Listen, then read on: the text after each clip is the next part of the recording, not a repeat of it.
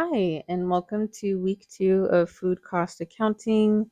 We're going to start learning how to convert recipes, and this is definitely going to build off of what we learned last week.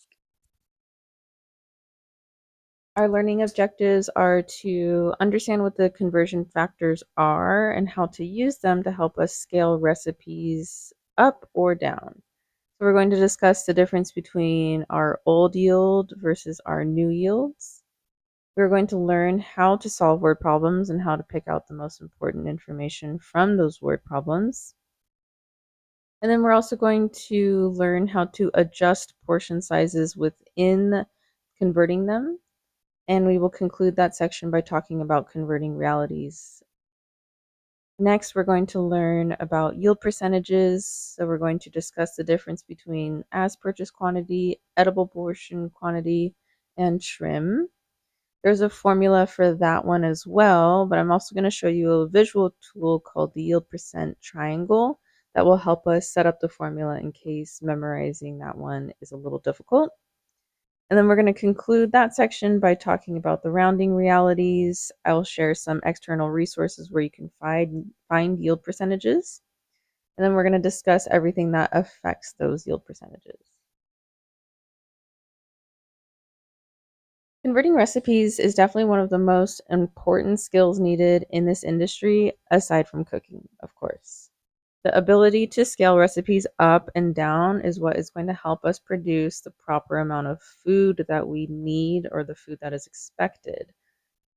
Overproducing can definitely lead to waste. And what is a little bit more embarrassing sometimes is not having enough food, and that is termed underproduction. So when we know how to hit that sweet spot in the middle, our math is accurate. We are using, proper measuring techniques and tools. This is what is going to help us prevent the overproduction and underproduction. Both are bad in different ways. So before we get into this, I just want to remind us that this is simple math that we use. It is, in the end, just addition, subtraction, multiplication, and division.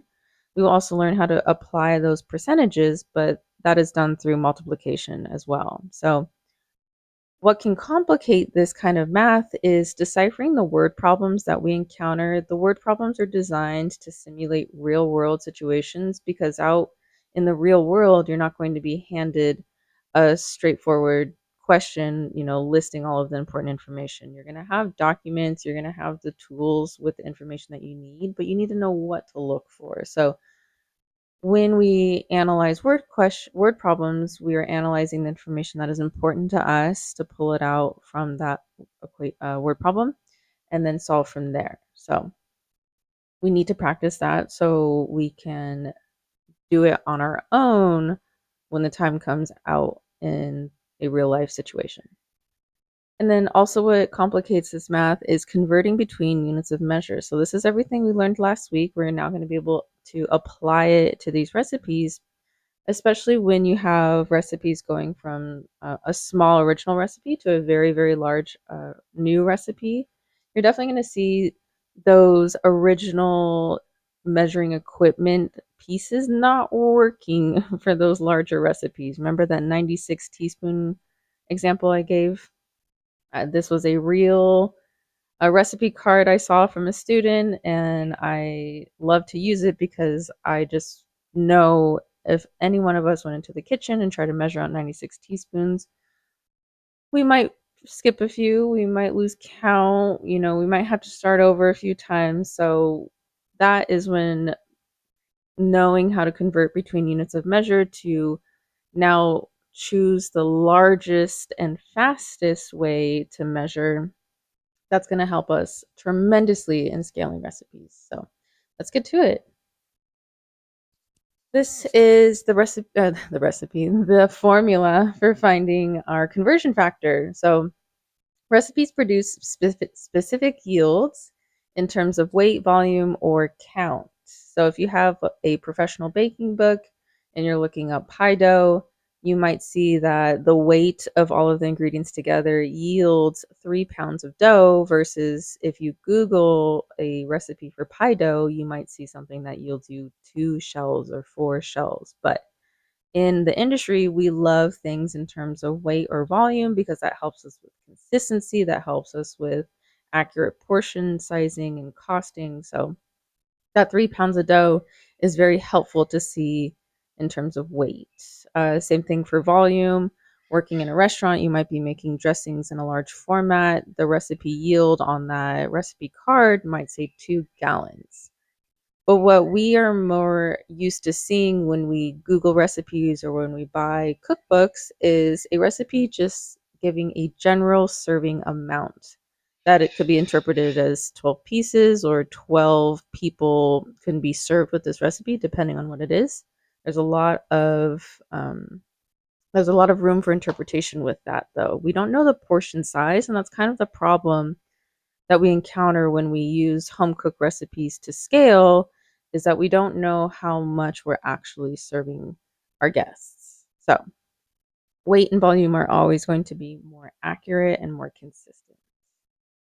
So, the recipe conversion factor is labeled as RCF, but I'm going to use CF for short. So, recipe conversion factor and conversion factor are interchangeable. I will recognize both, but for the rest of our time together, I will be using CF. The conversion factor is a number applied to all of the ingredients in a recipe to create a new scaled recipe. And we find the conversion factor by dividing the new yield by the old yield. So if you have a conversion factor that is larger than 1, and that could be even as small as 1.1, just understand that your recipe is going to be larger than your original recipe.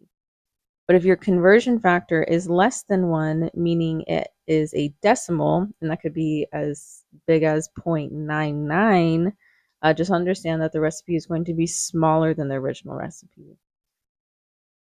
We also need to ensure that the unit of measure in both yields are the same. So that's going to make a little bit more sense when we get into some of our examples, but this is how it looks in our shorthand version. This is how I'm going to move forward in writing it in our examples. So conversion factor equals new yield over original yield. You'll also see original be interchangeable with old. I typically go original when I write it out like this, long, but I'm pretty much going to just write our conversion factor formula like this now because we're all going to be familiar with it. So just know that it needs to write out in shorthand as CF equals no. I read that from top to bottom, so I read it as no, and that's how I remember it in my head. Conversion factor equals no. Versus what is wrong is to write conversion factor equals on, original over new. That is not accurate. That will not give you a proper conversion factor. So just remember conversion factor equals N over O, conversion factor equals no. So here's some examples of what some recipe yields might look like. I did pull these recipes from our culinary textbook, so you might be familiar with it if you've seen that book. So for example, this recipe breaks down the yield into portion number and portion size. So this would help, this would be really beneficial in a restaurant, in a banquet. This helps with costing. So it gives us a range. It gives us two options as well. You can either serve 10 or 12 people, we're assuming, at either 3.5, 3 or 4 ounces. So I wrote out that 10 portions will give us between 35, 40 ounces, kind of depends on the products.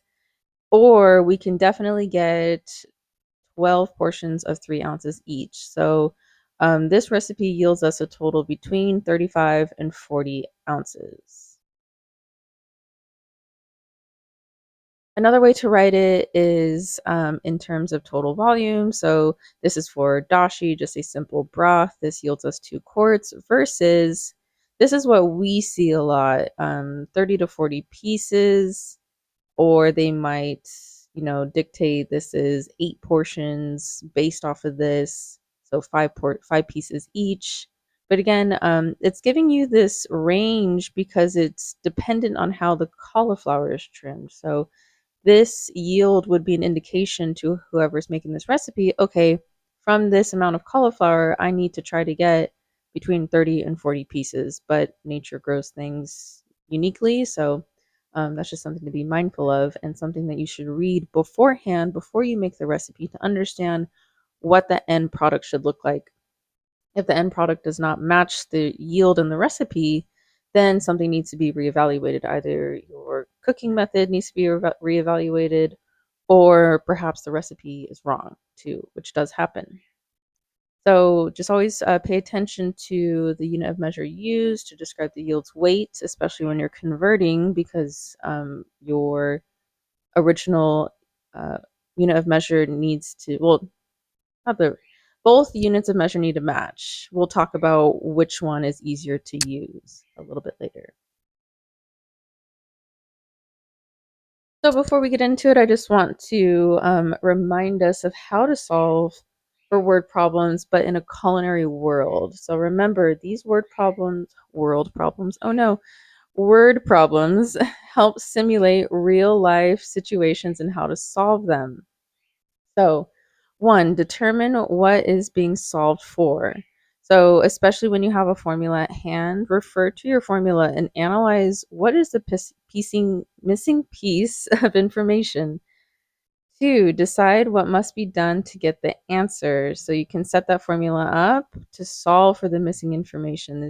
This looks like having that piece of missing information on one side of the equal sign, so it's alone and you're ready to solve for it. Or we're going to learn how to solve for x, meaning that unknown information can be anywhere in the formula, and we'll know how to solve for it. Once you have all of the formulas set up, you can perform the necessary calculations. And then at the end, you'll still want to analyze if the calculations actually answered the question. So go back, read the question again. What is the question actually asking for? And then decide whether or not the answer is reasonable. One, is your math correct? Is the answer realistic? If not, check your math. Maybe something went wrong. Maybe you converted between units of measure incorrectly. And then once you are confident in your math, just make sure you finalize your answer by following the instructions of the question, especially when you're working with decimals. It might say which place to round to. Ensure that you have the proper unit of measure listed. Make sure you've properly rounded up or rounded down. It just highly depends on the specific word problem. But definitely just go back, once your math is done, analyze if you actually did the math right, and then think about the answer. Is it reasonable? This will get easier with time, but try to visualize your answers in real food products or whatever the answer comes out to be. Just imagine if it actually makes sense. Like if you had to make this recipe, would this look accurate to you? And before we learn how to solve for x, I just want to remind us, you probably already know some recipe conversion factors. So if you were ever asked to half a recipe, you used the conversion factor 0.5, or you divided everything by 2. You multiplied everything by 1 over 2, essentially, when you do that. So if you've ever doubled a recipe, the conversion factor you used was 2. And if you've ever tripled a recipe, the conversion factor you used was 3. So with this knowledge, we are going to learn how to do more intricate conversions. So from here, we're going to watch a video on how to solve for x, and then I'm going to show some examples of how to do that with our word problems. So I'm going to let the video do all the talking. Hello, this is Mr. Buffington, and today we are going to solve for that variable of x in one-step equations. To do this, we need to remember inverse operations. Inverse operations, or opposite operations, are the operations that undo each other. Addition is the opposite of subtraction. Multiplication is the opposite of division. We're going to see this again and again and again in all the examples that we do today. We need to remember that those are opposite operations. Now let's start solving. To solve for a variable of x when you're given an equation like this, you have to follow 3 steps. I know you can look at that and probably tell me that 3 plus 2 is 5, but we're going to follow the same steps every time, and you'll see that if you know these steps, it'll make it easier when the equations get a little bit more difficult. Step number 1, find the variable. Our variable is x. The next step is to say what happened to x, or what is attached to x. In this case, what's attached to x is plus 2. That's what we're doing to x. We're adding 2. So now is when we need to know that inverse operation. What's the opposite of adding 2? Well, it's subtracting 2. We know that addition is opposite of subtraction. So we are going to subtract 2 from both sides of the equation. That keeps the equation balanced. So on our left side, we have x plus 2 minus 2, which gives us just x by itself. And on the right side of the equation, we have 5 minus 2, which gives us 3. There we go. X is equal to 3. 3 plus 2 is 5. And we're going to follow these steps for all the rest of the questions that we do. Let's look at a question involving subtraction. Same steps. Find that variable. Our variable in this case is x. What happened to x, or what is attached to x? Well, we have x minus 7. Good. So let's do the opposite of minus 7 to both sides of the equation. In other words, instead of subtracting 7, we are going to add 7 to both sides of the equation. X minus 7 plus 7 leaves us with x by itself on the left side, and on the right side we have 12 plus 7. 12 plus 7 is 19. We're able to solve the equation. You can check your work now. Look at the top. Is 19 equal to x? Does x minus 7 equals 12? Or in other words, does 19 minus 7 equal 12? You check your work, you'll find that that is correct. Now we're going to look at a question with division. A good thing to do about this time is to pause the recording and try one of these on your own. Following the same steps, here's what we do. Find that variable. In this case, our variable is n. It doesn't matter what letter you use. You can put any letter in there. We used n this time. What happened to n, or what's attached to n? Divided by 3. N divided by 3. So what is the opposite, or the inverse, of dividing by 3? Multiplying times 3 is the inverse. So now what we will do is multiply times 3 on both sides of this equation. Notice I use the dot to represent multiplication. That's common. You'll see that more and more as you get into higher levels of math classes. So n divided by 3 times 3 leaves us with just n on the left side. And on the right side of the equation, we have 71 times 3, which gives us 213. For our final question, we are going to use the equation 5y is equal to 30. Step number 1, find that variable. In this case, the variable, or the letter that we're using, is y. Step 2, what happened to y? We just have 5y written there. It doesn't say 5 minus y, or 5 plus y, or 5 divided by y. When you have a letter next to a number like that, it implies that you are multiplying. So what happened? We multiplied times 5.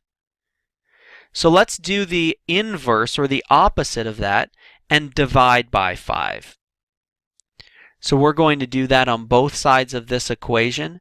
5y divided by 5 leaves us with just y on the left side, and 30 divided by 5 will go on the right side of the equation.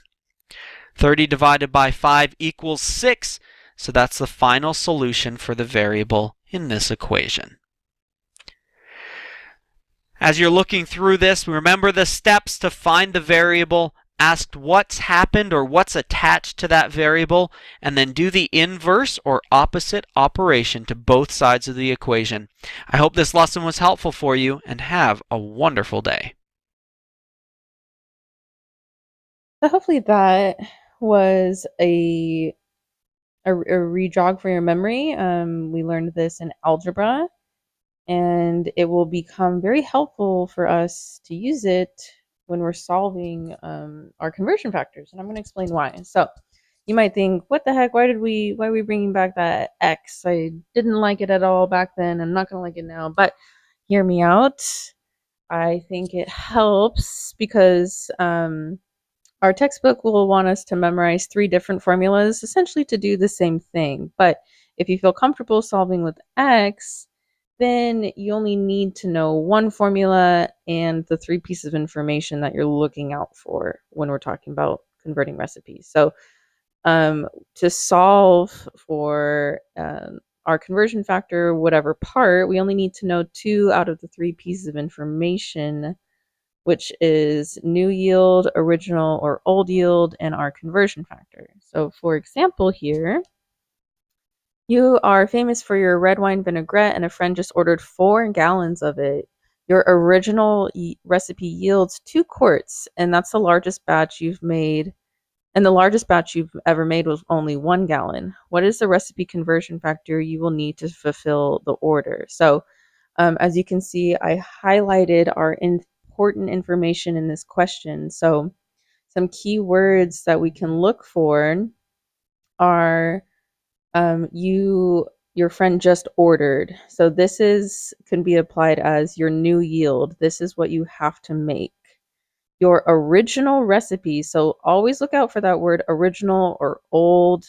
That's going to be your indication for the O in the formula. So your original recipe yields 2 quarts. So this is where we started and this is where we need to end up. So that's our 2 pieces out of 3 information that we need to solve.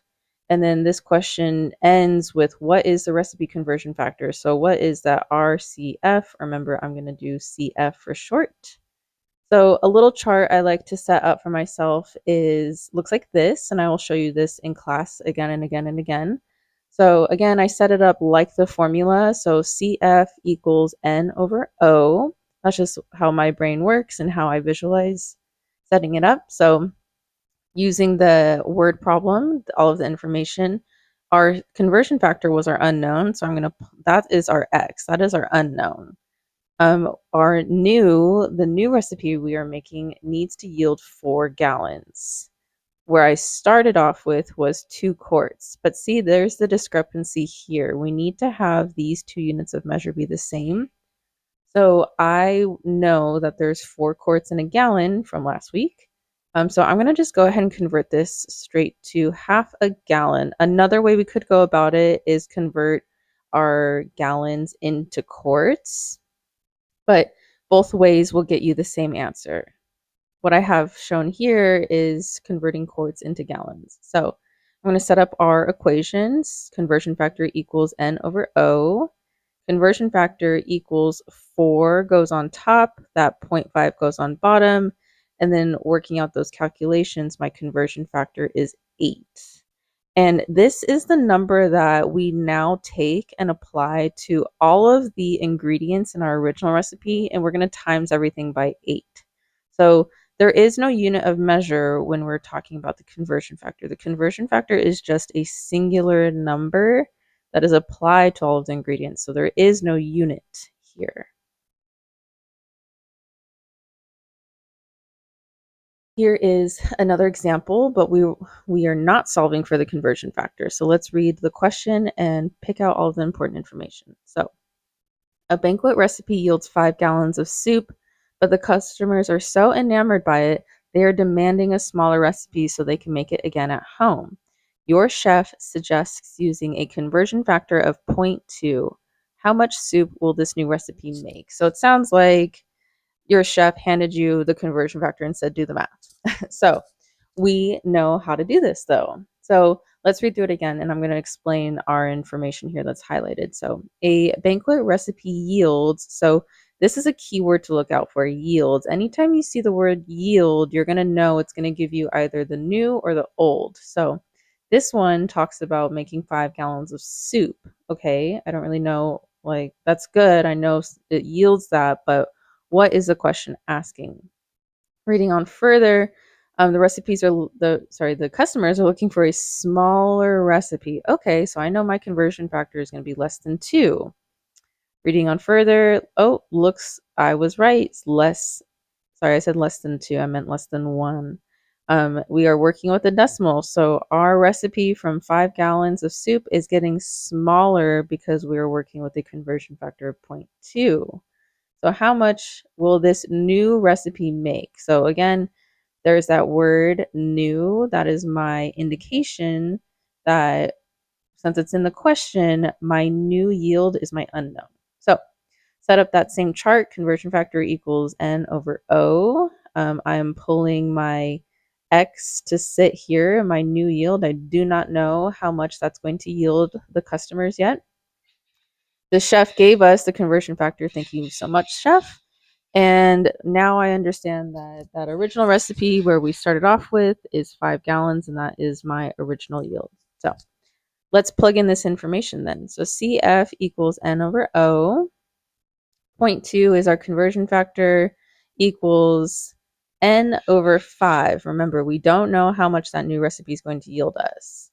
So to get that 5 from underneath the N, so we can leave that N on one side alone, I need to do the inverse of dividing. So that means I'm going to take that 5 and multiply it on both sides. So N over 5 multiplied by 5, 5s will cancel out, and that leaves N alone on this side. Then we take 5 to the other side because whatever we are doing the inverse on one side, we must do to the other side. So it's equal 0.5 times, 5 times 0.2 equals 1. And 1 equals N. So that's great. But did this solve the question? Remember, how much soup will the new recipe make? If you just say 1, I'm going to ask you 1 what? You need to look back at the question.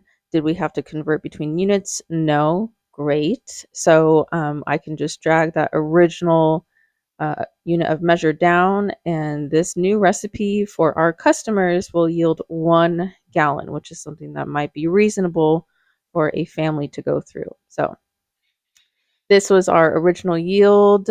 This was our conversion factor. It said it quite plainly. And then that new yield was our unknown. So tip when looking for the unknown factor, look for the question mark or keywords like how much, what is, etc.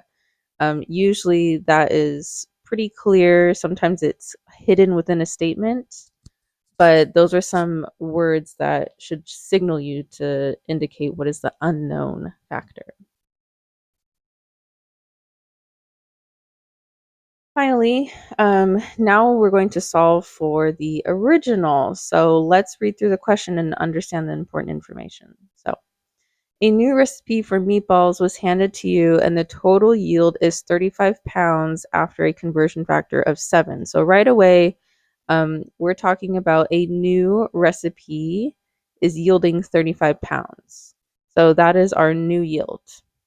Our conversion factor is 7. So we were handed a scaled recipe. The raw portion weight of each meatball is 1 ounce, and you slowly realize you are now going to be rolling out 560 meatballs.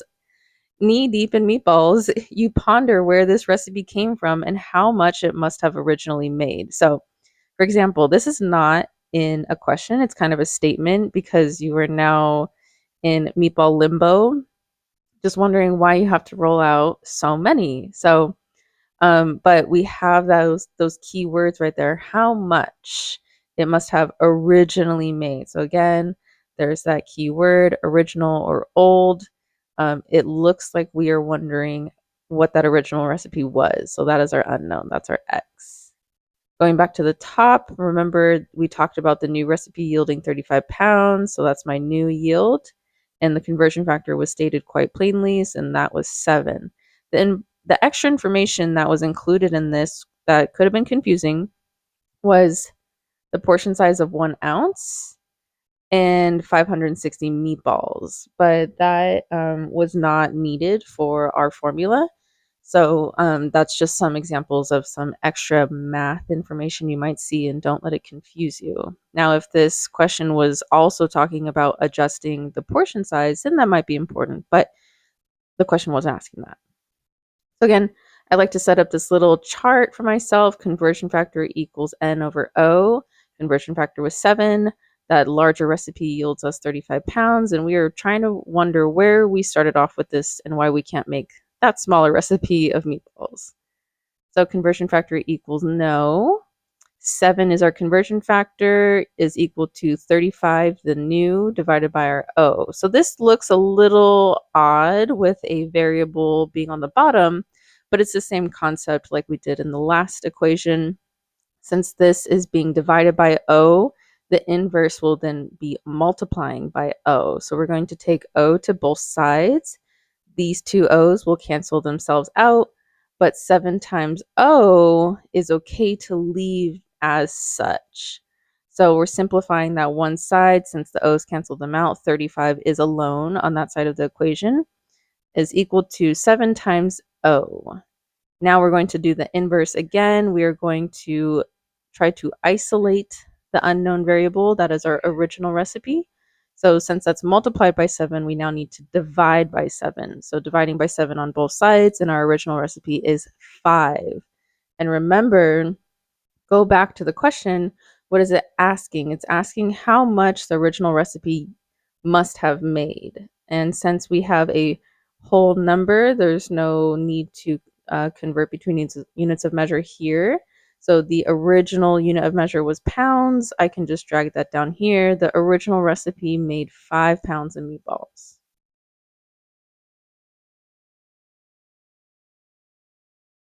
Now, when you're calculating a conversion factor with different units of measure, we need both yields to have the same unit of measure. So when units of measure in new and old yields do not match, one step must be taken first before finding the conversion factor. So again, if you are going from quarts to gallons, if you're going from cups to pints, you have to have both of those yields in the same unit of measure so you get an accurate conversion factor. It's up to you which unit of measure you would like to convert to. It doesn't matter which you choose because the relationship between the two will always be the same. But usually converting down to the small of unit of measure that is mentioned is easier because when you take that smaller unit of measure up to match that larger unit of measure, you might see decimals. So it's just up to you what your comfortability level is with decimals. But usually, if you take that larger unit of measure that is mentioned, if it's gallons and you need to go down to cups, then you can multiply that by 16. So now let's look at how we can convert between those different units of measure. So an ice cream recipe yields 2 pints, but we need to make 3 gallons. So if I just took those two pieces of information out, a recipe yields 2 pints, so that's talking about our original, but we need to make 3 gallons. So remember, need kind of looks like new, so that's what's going on top. There is a discrepancy here, though. We can see that quite clearly. 3 gallons over 2 pints. We cannot convert between these quite yet. We cannot just do 3 divided by 2. That will not give us enough. So we need to convert to either pints or gallons. So I'm going to show you both ways. Again, converting everything to that smaller unit of measure is probably going to be easier. So let's convert our 3 gallons into pints. So this is using the bridge method that we used last week. Remember, this is our original starting point, 3 gallons. I'm putting that over a fraction. I'm multiplying that by our pint gallon equivalency.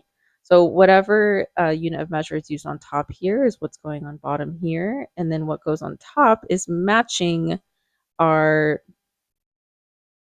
unit of measure on the bottom.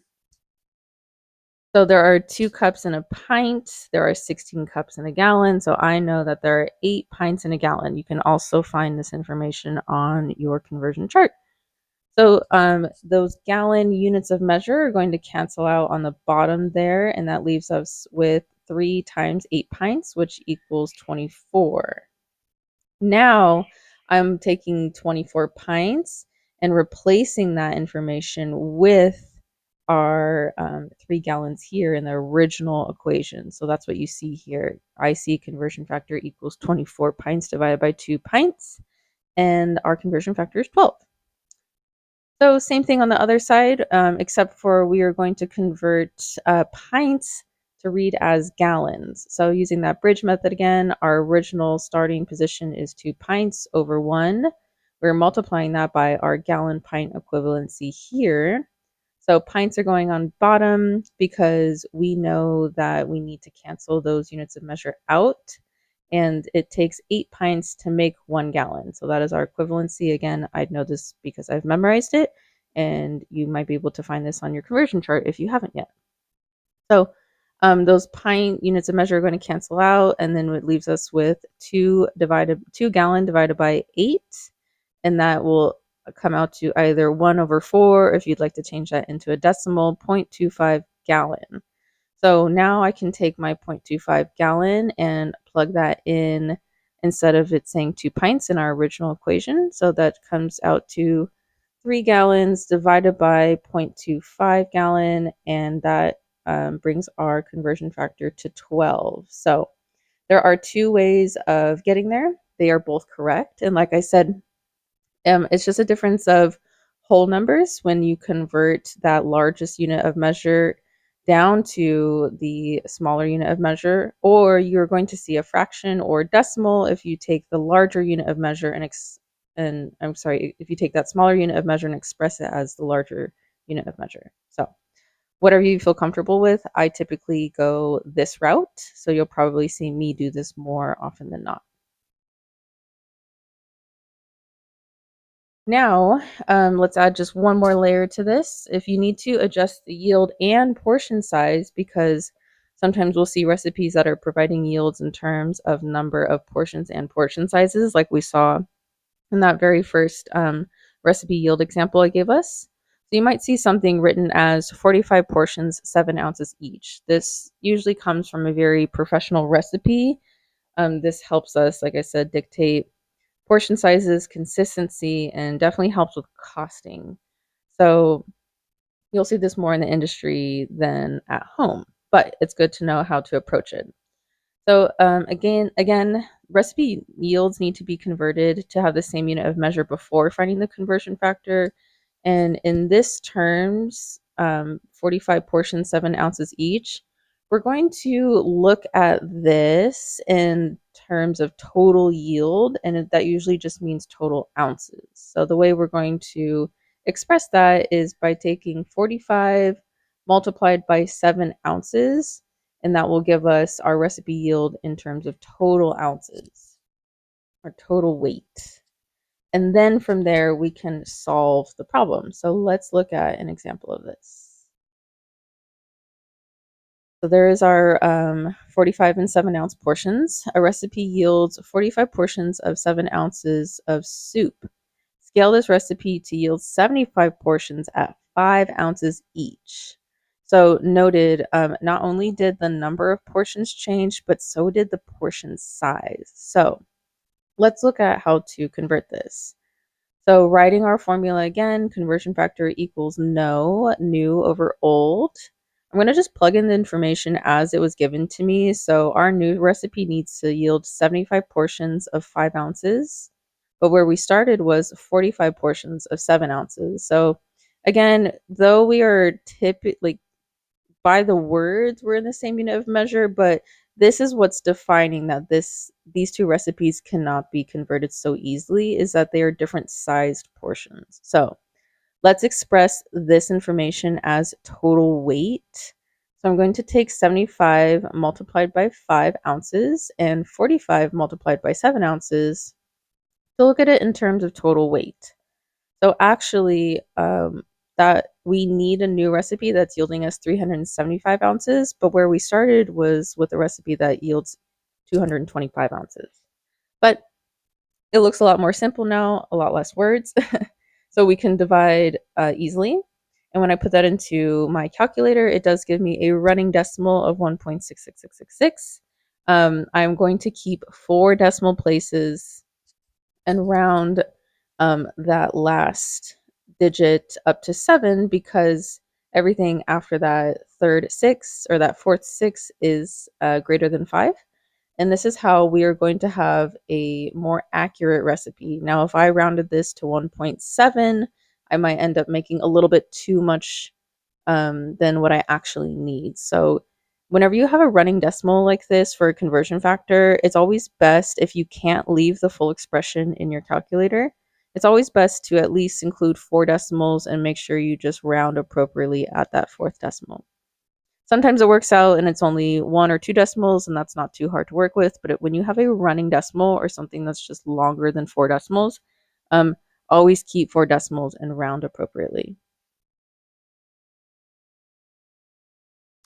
So, a recap so far, because I know there's quite a bit of information. Our conversion factors are what help us to increase or decrease our recipe yields. Recipe yields are going to come in various forms, but when converting, the new and old yields need to be in the same unit of measure. Now, if that's a volume measurement, if that's in terms of total weight, just make sure they're equal. And then learning how to solve for x when converting allows us to not, or allows us to only memorize one formula. So now let's learn how to actually take that conversion factor and apply it to a full recipe. So it is fairly simple. After you find the conversion factor, all you need to now do is take that number and you're going to multiply it to all of the ingredients in the original recipe. And then at the end, you're going to analyze that new measurement, those new ingredients, and convert them into units of measure as needed. Sometimes you might not need to convert. It makes sense, or it's appropriate the way that it is. Um, but a lot of the times, especially when the recipes are getting quite large, you'll need to convert them to make them easier and more efficient to weigh out. But quick note, do not convert between weight and volume measurements. So, for example, if you start with 15 pounds of meat, you're never going to convert that into gallons. That just doesn't make sense. We don't purchase meat in terms of gallons. We always purchase meat in terms of weight. Now, you might see a bunch of ounces at that point, and you'd want to convert to pounds, but not to gallons. But we'll see some examples like that later on. So, this is just a little cheat sheet I would write down for myself if you are still getting the grasp of converting between units of measure. So this is definitely when you're going to want to convert into a different unit of measure when you breach these numbers, because remember, there are 4 quarts in a gallon. So if you are more than 4 quarts, you might want to go ahead and change that into gallons. This is a little, sometimes quarts is easier to keep because we have a lot of our professional equipment measured in quarts, like that 22-quart gallon I showed you guys in class. So this is where that industry knowledge is going to come in handy when to convert between these, what makes the most sense in the kitchen. But I'm going to try to help you guys start learning about that now. So um, if you breach more than 2 pints, because 2 pints make a quart, you might want to go ahead and convert to quarts. If you are breaching 4 cups, meaning that there are more than 4 cups and you're listed in your recipe, you might want to consider changing to quarts. When you have more than 4 tablespoons, you'll want to start converting into cups. When you have more than 3 teaspoons, you'll want to be converting into tablespoons. And if you have more than 16 ounces, you'll want to change to pounds. So just note these are typically our volume measurements, though sometimes recipes use that to measure out dry ingredients, but we learned the discrepancy between that. And then this is our weight conversion. So volume, weight, liquids, dry goods, everything else that isn't a liquid. So, for example, let's convert this recipe from our textbook for a black bean vegetable burger, it's telling me that it makes 6 5-ounce patties. I want to convert this to yield a larger recipe. We're going to make 134-ounce portions. So again, discrepancy, we are going between different portion sizes. So that means we have to look at these two recipes in terms of total weight. So our conversion factor equals new over old. So our new recipe is 130 4-ounce portions, and that's what's going on top. And our original recipe only makes 6 5-ounce portions. So multiplying those two numbers together, we are looking at a conversion factor equals 520 ounces divided by 30 ounces. And if I plug that in my calculator, it did give me a running decimal. So I'm just keeping 4 of those places. Since it was a running 3, that means I can just drop off the rest of those 3. Now, if that was 33335, for example, then this last 3 would have become a 4, but it wasn't. So we are looking at a conversion factor of 17.3333. Now, that's all we've done so far. So let's take that conversion factor and then multiply it to all of our ingredients here, all of the weights, and it looks like this. So this is definitely a expanded version. Everything that you see right here came from that recipe. So I just took all of that information and I plugged it into a spreadsheet so we could easily see it here. But this is all the information that we started with. What is new is coming in this column. And you can see I labeled it conversion factor. And it's the same number that's going all the way down because that's what's being multiplied to all of the ingredients. So going across, I'll start up top. 1.5 pounds times our conversion factor 17.333 equals 25.9995 pounds. So I kept the same unit of measure here as listed in the first column, and I'm not going to analyze this until I'm done with converting everything. So going down, it was all the same conversion factor. We were multiplying across. So that 2.5 ounce of tomato concasse now comes out to 43.3325, and so on, so forth. Just know that it is our original ingredient multiplied by the conversion factor is then equal to the new amount. So we have converted everything, and now these are the numbers we're looking at. Now analyze it. 25.9995 pounds in terms and the rule of rounding, I can see that I can simplify this. And what I did is I rounded up to 26 pounds. I'm going to do the same for my next ingredient, 43.3325 ounces. Now, what am I looking at? I'm looking at tomato concasse in terms of weight.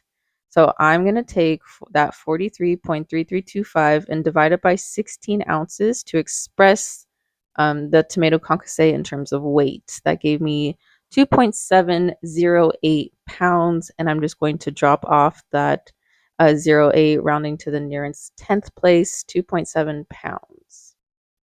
And just going down the list, you can see how I analyzed my original ingredient, 12.99975 ounce. I just went ahead and rounded that up to 13.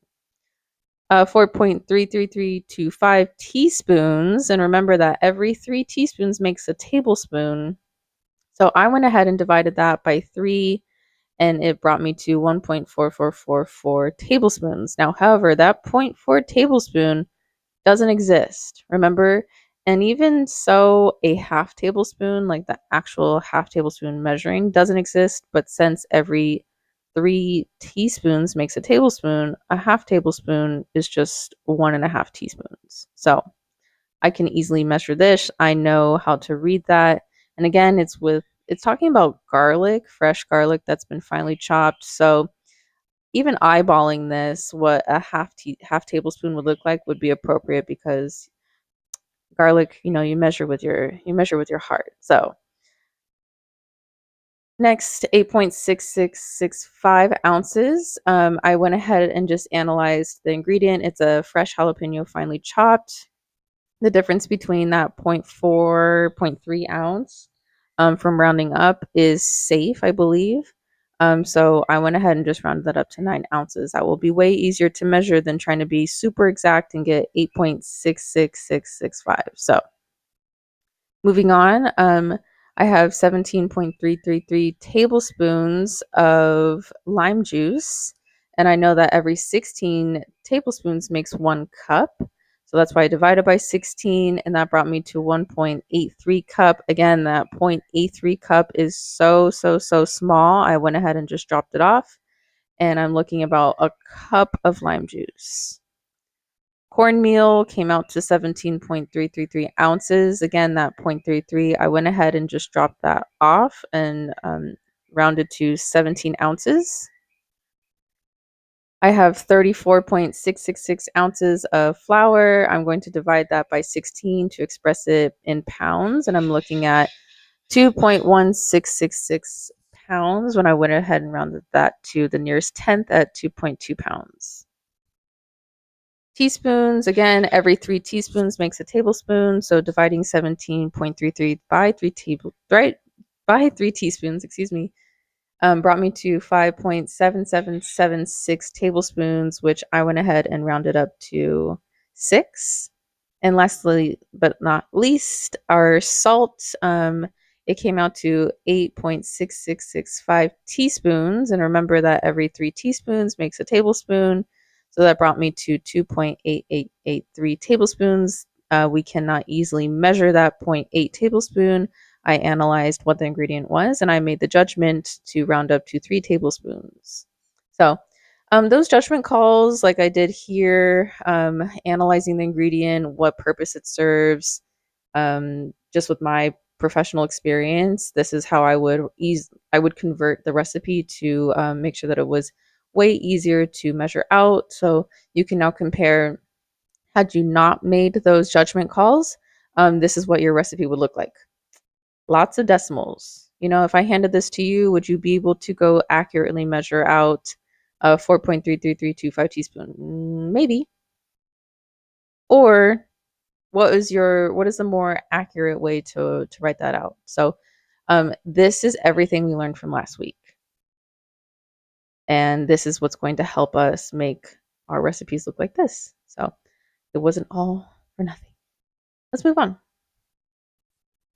So those converting realities, like I was just mentioning, understand that using the conversion factor is a mathematical method of resizing, but some knowledge of food and cooking is going to aid in ensuring that the scaled recipes are actually accurate. They're actually going to make the product that you originally made, and then when you scale it, it's still going to produce the same product. So you're going to have to make some judgment calls along the way. Because of these judgment calls, you should always test out a new recipe to ensure its accuracy. First, practically analyze the scaled ingredients. Do they make sense? If it looks like it's too much of something, analyze the math again. Was it done right? If so, be cautious when making the new recipe, maybe add as you go and writing notes along the way. Definitely, the greater the conversion factor, the greater the room for error. So, when you're scaling a recipe up by a large number, be careful because it may not work out the way you think it will. And that's why you want to make sure that you're testing out a new recipe and make sure you're testing out a new recipe before you actually need it. So, that first time you make it should not be the first time you're serving it. When to round your conversion factor. So I'm just talking about the conversion factor. I'm not talking about the ingredients. So when you get that conversion factor, hopefully it's a nice even or, couple decimals long, but when you have, like I said, that running decimal 0.6666 that goes on for eternity, keep at least 4 decimals and round that fourth one appropriately because that's going to be the closest to leaving the full expression of the conversion factor in your calculator. The only exception I would give is when you're baking. You probably want a more easy conversion factor to work with. So rounding to the next whole number um, is usually safer than working with decimals because when you have a conversion factor in decimals, then you have ingredients in decimals. And unless if you're working in grams, um, it's not going to be as cut and dry when you're rounding at the end. When you're cooking, there's a little bit more room for forgiveness and definitely room to fix your mistakes. But baking, you won't find out until the very end. So it's usually easier to just scale recipes when you're baking by the whole or half numbers. But those crazy long decimals, you want to be careful with. And when to round your units of measure, one, refer to your cheat sheet. Think of the ingredients' purpose, flavor, characteristics, strength, etc. So that's what I was doing in the last recipe of like, well, it's fresh garlic. I think we could, if we could take a little bit more, or that salt, everything needs a little bit more salt. So let's increase that. Let's round up versus rounding down. And then also think about how the ingredient can most quickly and efficiently be measured. So again, that 96 teaspoons salt example will never die. We know that 96 teaspoons of salt is actually equal to 2 cups. So what would you rather do? Would you rather measure out 96 teaspoons or would you rather measure out 2 cups? What's going to be faster? What's more efficient? What's more accurate? So that's where you have to come in and just analyze your answers. Do they make sense? Do you want to go in the kitchen and do that recipe? If not, why? Make it easier. And some issues you're going to see when you're converting recipes are with the quantity, especially when you are doing extreme scaling. That will require different cooking techniques and equipment. So if you're going from a home cook recipe versus into like a banquet style recipe, you need to be using larger pieces of equipment. You can't sear off, your chicken in a pan when you're making 130 portions. There's just no way. You have a griddle or you have a tilt skillet or you just have other equipment to use in the professional world. So keep that in mind. Measuring when volume is used for dry ingredients. We saw this last week in our measuring activity. We saw how we all measured differently, though we were working with the same equipment and dry ingredients. So those volume um, measurements, being cups, quarts, pints, used for dry ingredients is never going to be accurate. Weight is always more accurate. And then if you're scaling down your recipes and you're working with really, really small quantities, especially if you're using the US standard system, you're going to have a difficult time being accurate. That's when you're going to want to start using grams to be a bit more accurate. The surface and volume is also going to change. So when you are increasing recipes and you're using different equipment, you're going to have to adjust the procedures to mirror the surface area used in the original recipe. So, for example, um, when you're making a half gallon of soup in a small, stock pot versus 16 gallons. You definitely can't use that same equipment in the original recipe. You have to use something bigger, but you're going to want to use a piece of equipment that's going to mirror the effect that happened in the original recipe. Also consider how you're going to safely cool down and reheat your product. That's important in the industry. Your equipment is going to change. So, changing equipment means changing the instructions.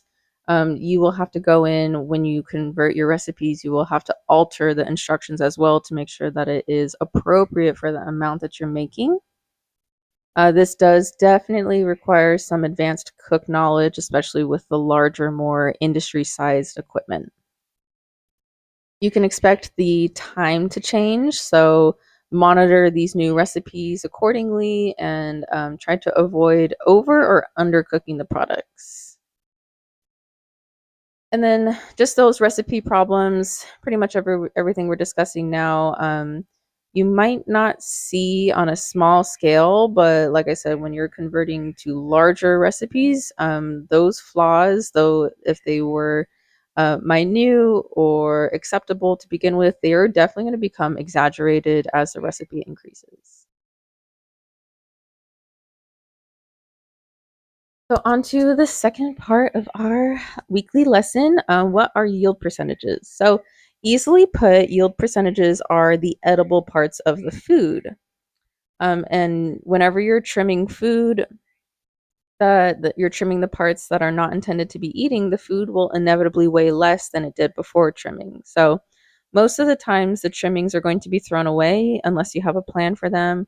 Um, they can be repurposed, but more often than not, we are expecting to just throw that product away. So that's like apple peels, a rind to cheese, the banana peels, fish bones, that pit in like an avocado or a nectarine. You definitely can't do anything with those.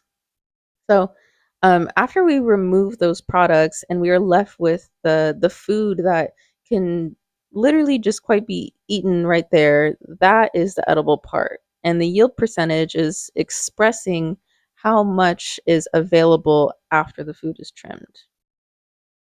So we use yield percentages to help us determine order amounts because yield percentages help us anticipate the waste that we will experience when purchasing products. This definitely helps us out when we're costing recipes because we need to factor in that loss back into the price so the customer can help us pay for the full product. We also use yield percentages to help us calculate the number of expected servings. And in all, the yield percentages will help us maintain consistency in the kitchen. So we're going to discuss all of those right now, except for costing out recipes, because that's going to be a whole nother lesson. So we'll come back to yield percentages and how it helps us with recipes in another lesson. So, understanding our yield percentages, there's three parts that go to it. So, again, here's some acronyms. Don't let them confuse you. Just think about it practically. So, that's why I have our little visual on the side. So, as purchase quantity is as you purchase the product, it is the weight, volume, or count of a non fabricated food. For example, a whole apple. You can purchase a whole apple at the grocery store, no problem. Um, the edible portion, so skipping to step 3, is here our edible portion quantity or EPQ. That is the weight, volume, or count of the fabricated food. So it is after peeling, cutting, or preparing to use, however you would like, or however the recipe tells you, that is the edible portion quantity. The step in between is everything we had to remove to get to step 3. So it looks like the peels and the cores. This is the weight or volume of the waste, and it's just the difference between where it started and where it ended. So if you knew the weight of the apple before, and you knew the weight of the apple after, you could insinuate what the trim was, the amount you had to remove off the apple to get where you ended. So here's another visual. We start with a whole carrot with its greens and non-peeled skin, weighing at 500 grams. The trimming and waste, the peels and greens weighed 75 grams. And that left us with a processed portion of peeled and sliced carrots weighing 425 grams.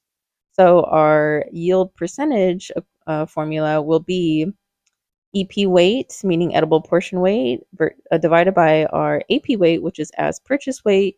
So 425 grams divided by 500 grams gave us 0.85. And to express that as a percentage, we multiplied it by 100 to get 85%. So that means when you buy a carrot that looks like this, you're actually only going to end up eating 85% of it if you process it the way that this exercise processed it. So there is that formula, yet another one. Not sorry, but they are necessary. So again, we use these when we are ordering, and that will help us ensure that we are buying enough product that is accounting for the loss of trimming. So you always want to buy more than what the recipe calls for, especially if the recipe is calling for the product in that cut or fabricated state. That means you need to buy more than what the recipe calls for so you can process it in house and then have enough to make that whole recipe. We also use our yield percentages when we are costing out recipes.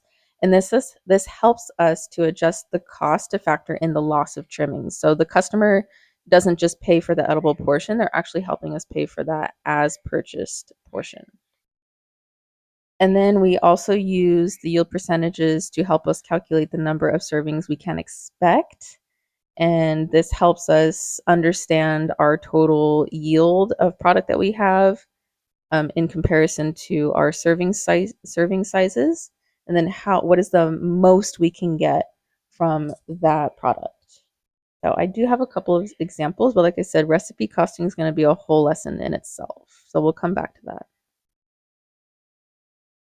This is that visual I mentioned because, like I said, I know that there are some formulas to memorize, but maybe having a visual cue will help. So this is the yield percent triangle. So the triangle in its entirety is the whole, and then each of these aspects, the EPQ, which is the edible portion, APQ is our as purchased, and then the yield percentages. Those are all different parts of the whole. So imagine that carrot again.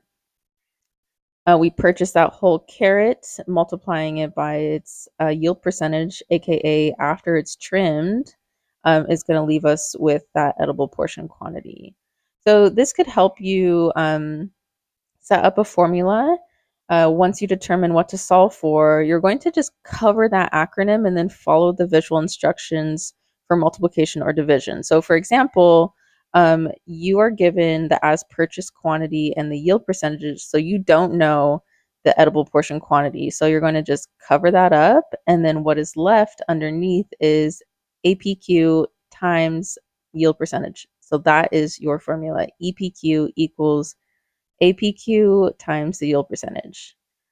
If you were only given the APQ as purchased weight and EPQ, the edible portion weight, and you don't know the yield percentage, you're going to just cover that up, and it yield percentage then equals EPQ over APQ.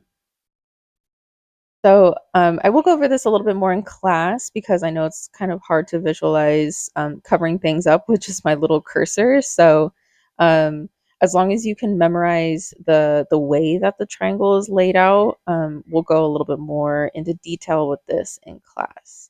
And then I also did write out all of the prompts for you here. So if you needed to know the edible portion or how much was ordered, or to know the yield percentage, everything is laid out for you right here, and you could go ahead and write those down. And then, like I said, we'll do more visual activities with this one in class. So, for example, when you're ordering, you just know you have, this looks like for an event, you need 130 portions of roasted cauliflower. You need 3 ounces per portion, and cauliflower has a 55% yield. So I did give us two methods. The solving for X method is a little bit longer, and the yield percentage triangle method is a little bit more direct. So up to you which one you would like to use. So solving for X, I just plugged in that original formula that I gave us. Yield percentage equals EPQ divided by APQ. Um, this is pretty straightforward with this information. So my EPQ is I need 133 ounce portions, and my unknown is X. So that is going to be on the bottom. Um, 0.55 equals 390 ounces. So this is the total amount of cauliflower that I need. I'm going to get X out from the bottom by multiplying it to both sides. So that's why we see it here on this side now with our yield percentage. So 0.55x equals 390 ounces. I'm going to go ahead and divide both sides by 0.55, and that leaves me with needing 709.0909 ounces of cauliflower. That is not simplified. I'm going to simplify it over here. So this is essentially the same process, except for I already have my APQ, my unknown factor, on that side alone. So there is no, solving for X. There is no changing the variables to sides. So this one's maybe a little bit more straightforward for you guys. So APQ equals, again, the total amount of cauliflower that I need, which is 390 ounces, which we saw here, divided by 0.55. APQ equals 709.0909 ounces. And I divided this by 16 because I know 16 ounces make 1 pound. So APQ is 44.32 pounds. This is the amount of cauliflower that I need to order to ensure that I have enough to make 133 ounce portions.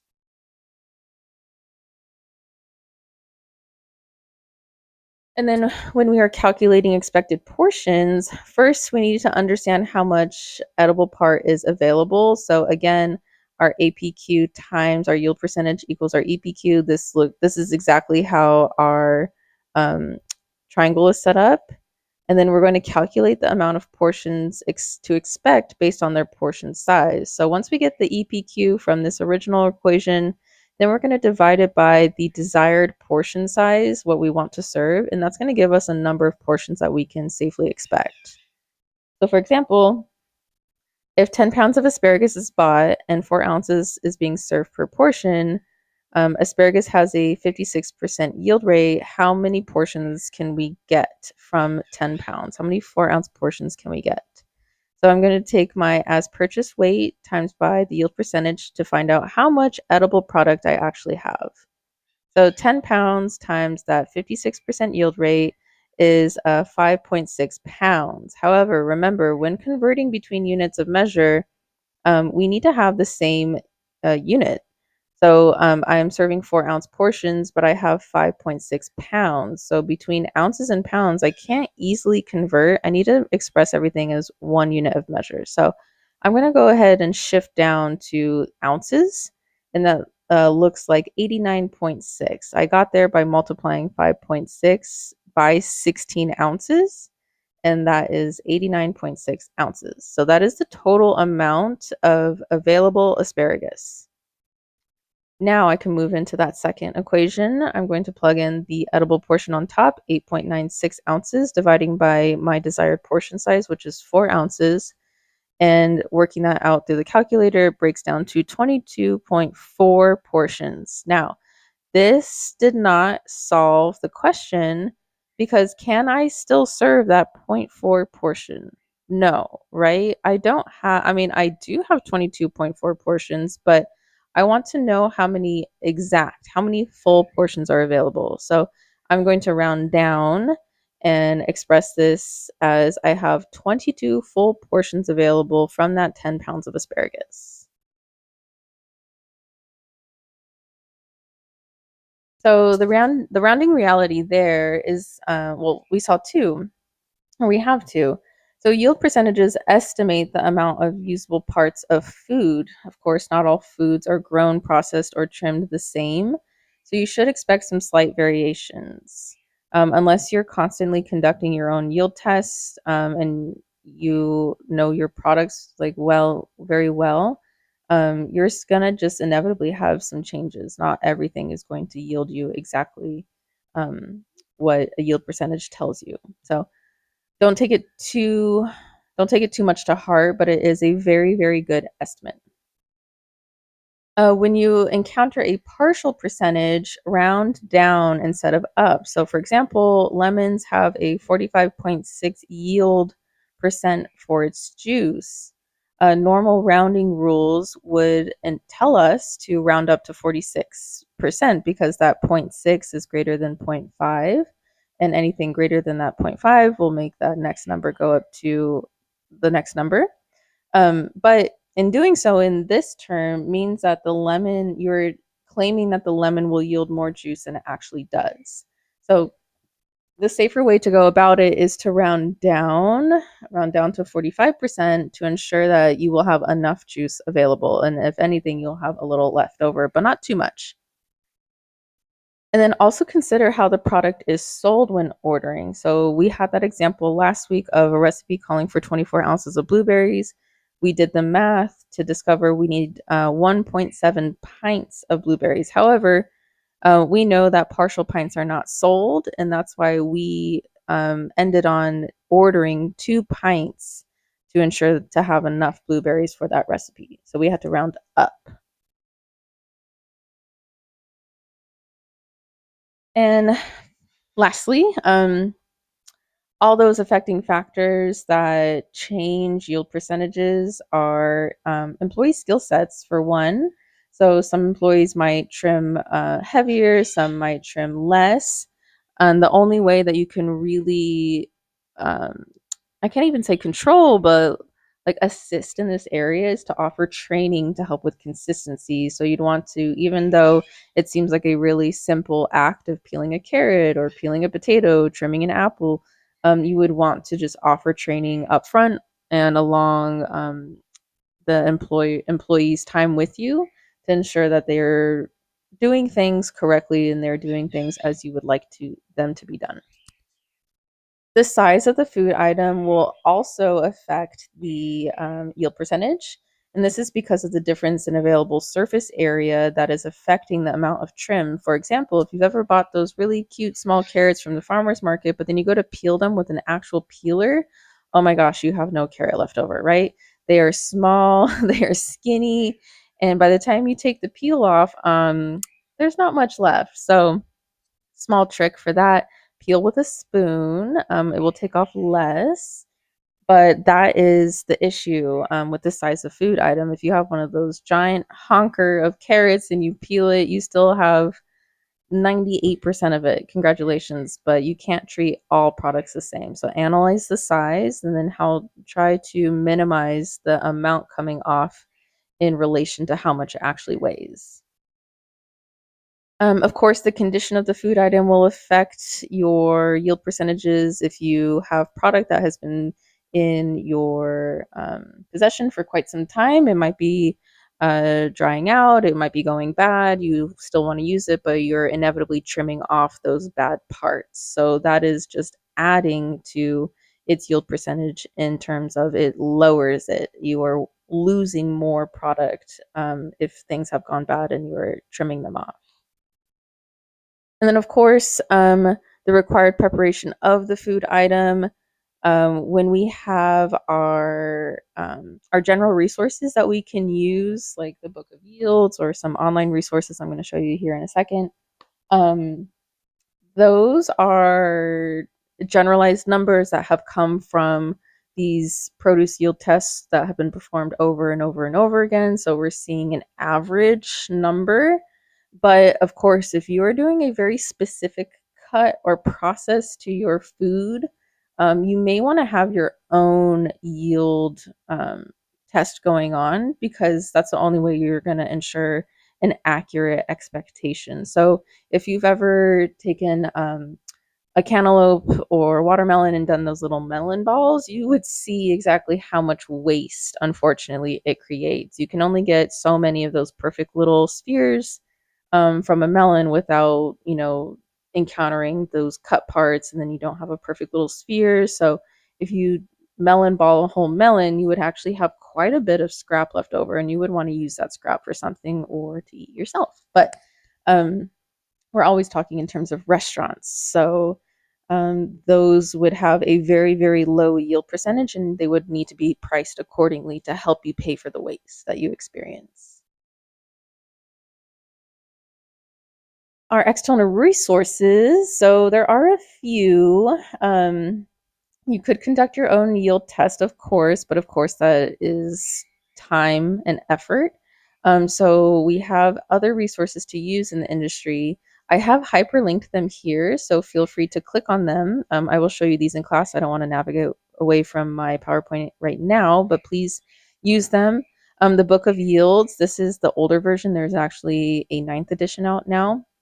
But same concept, same author, maybe just some updated yields and some new items included from this last version. I do have this in my office if you would like to see it.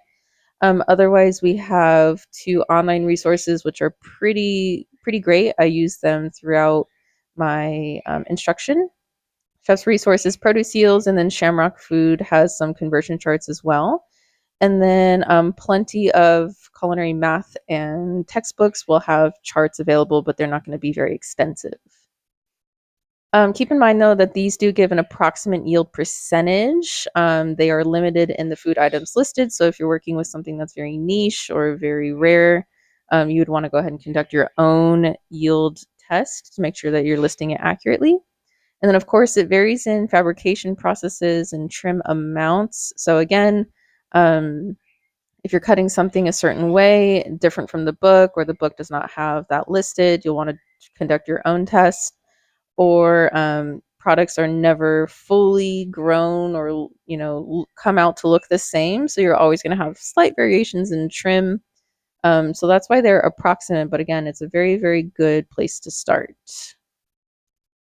They're quick reference points for and great for general items. But again, conducting your own yield test is going to be your most accurate method for yield percentages. So, that is the end of our lesson this week. What you can expect to do in class is we're going to review what we learned from week 1, converting between units and the bridge and advanced method, because we need to still use it. We have to use it when we convert our recipes. So we're going to cover everything that we just did in the PowerPoint, but in person. We'll go over that conversion factor formula, how to find the conversion factor, and then how to use it when converting recipes. And then we're going to go over yield percentages again. We'll cover that formula, how to find the yield percentage, and then how to use it as well. So there will not be a lab this week, just so we can focus on the math. So come prepared with any questions that you have, and make sure that you take notes on this lesson because we're just going to jump straight into it. So we have to make the most out of the we have to make the most out of our time together. Well, thank you so much for getting through this whole lesson with me. I appreciate it, and I will see you guys this week. Bye.